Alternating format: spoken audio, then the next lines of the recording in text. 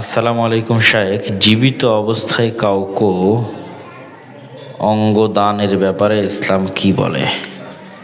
মরণোত্তর অঙ্গ দান করা যাবে কি? যদি যায় তাহলে মৃত লাশ কি ব্যথা অনুভব করবে? প্রথম কথা হচ্ছে, জীবিত অবস্থায়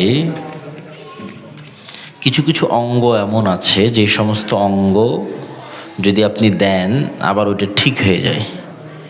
যেমন লিভার নিজে নিজেই ঠিক হয়ে যায়, আল্লাহর এক আজীব সৃষ্টি। তো আপনার লিভার থেকে কেটে আর একজনকে লিভার দিলে আপনার লিভার আবার ঠিক হয়ে যাবে। আবার অনেক সময় দেখা যাচ্ছে এক কিডনিতেই মানুষ চলতে পারে।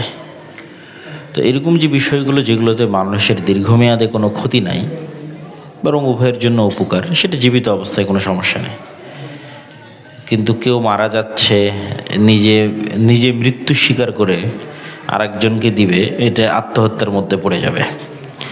আর মৃত ব্যক্তির কোনো অঙ্গ প্রত্যঙ্গ কাটা বা ছিঁড়া করা যাবে না, সেটা দানের জন্য হোক আর যে কোনো কাজের জন্য হোক।